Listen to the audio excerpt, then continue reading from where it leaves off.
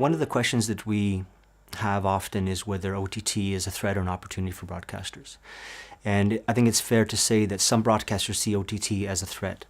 One of the reasons for that is that when subscribers are watching television or live sports events, then they're using a second screen in order to research a sports player, or they're tweeting about a program and so on. And while they're doing that, the broadcaster doesn't have visibility in terms of what that subscriber is doing. So in fact, it could be viewed as a loss of control of what that subscriber is doing, and they can't measure the success of their programs in that out-of-band scenario. So some broadcasters can view OTT as a threat, and can view, let's say, second screen as a threat in that case. But at the same time, we believe in Visual Unity that we need to look at OTT and second screen as an opportunity. And one of the ways of doing that is really to dive into second screen as a complementary approach to the actual content in the live broadcast. One of the examples of that is with AMC's program, The Walking Dead, out of the US, and they have, during the live broadcast, an actual second screen application which follows along with the actual programming, and those enthusiasts that are watching the program can get some additional information about the Walking Dead broadcast. So it enhances the user experience, it makes it more engaging, and it makes it more personal from that respect. So we believe that it really needs to be looked at, OTT and second screen, as an opportunity for broadcasters, and we see a lot of broadcasters getting into that space.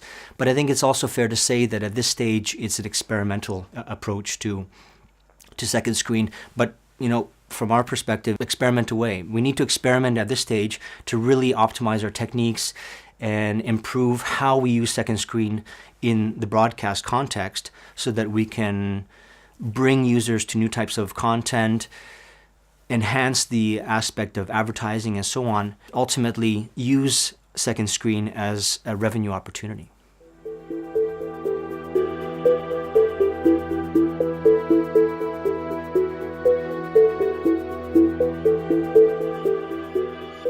Some of the challenge that we're seeing in OTT at the moment is really on a regional perspective.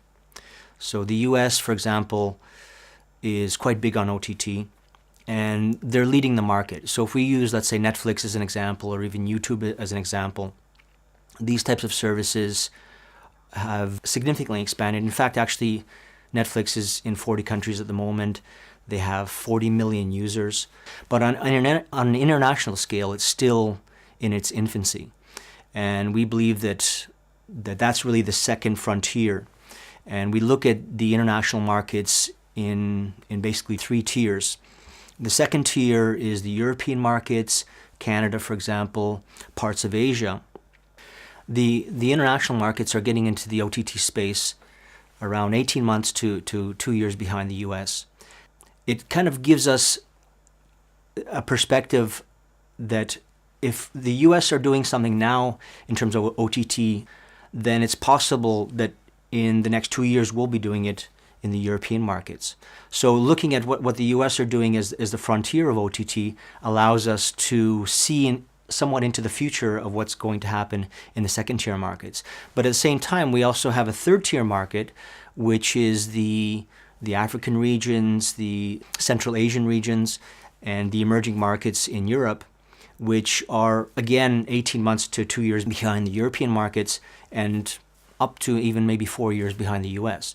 So again, we can look at these markets as leapfrogging the US, because if they're seeing what the US are doing, we can do things in parallel and implement OTT solutions at the same frontier level as the US markets are doing. So coming back to the challenges, some of the challenges that we face is that these markets that are trying to keep up with the developed markets have to have access to content, and content is still king. And this is where the challenge is, because getting content rights from, let's say, Hollywood, getting content rights from the UK, BBC, for example, and other types of broadcasters, it's a challenge to balance the cost of acquiring that content to the total available market and the serviceable markets in order to get a return on investment. And getting rights to that content takes time. It could be a year up to 18 months to actually acquire that content if they are to be successful in doing so. So content being king, acquiring that content on an international scale is a challenge, and a lot of OTT providers in these emerging markets, in the second-tier markets, are doing that right now. So if we put content being king aside, then the other challenge is the kingdom that surrounds that content. In the context that I'm talking here, the kingdom itself is the user interface and the user experience. Because we believe that if you are entering into this kingdom and accessing that content, you want the kingdom to be engaging as well. It's the same approach, for example, in going to a concert. What do they remember? They remember the group, of course, that they were watching, or the sports event, but they also remember for the rest of their lives the environment that was created, the spectacle of the whole event itself, and the energy of the crowd.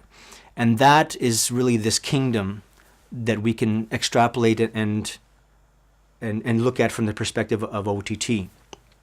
We need to have an engaging environment from before we're watching that content, while we're watching that content, using second screen to engage with that content, and then after we've consumed that content, to discover other types of content as well. Discovery, for example, comes into search and discovery type capabilities and recommendation engines, and what your friends recommended, what your friends were watching, and what they tweeted about and talked about on Facebook, and the social aspect of the whole engagement in OTT. This is the environment that really has people to stay and play within this kingdom. If a subscriber is having fun, they'll stay and play longer. If they're staying longer, then they'll spend more money, and that generates more revenue.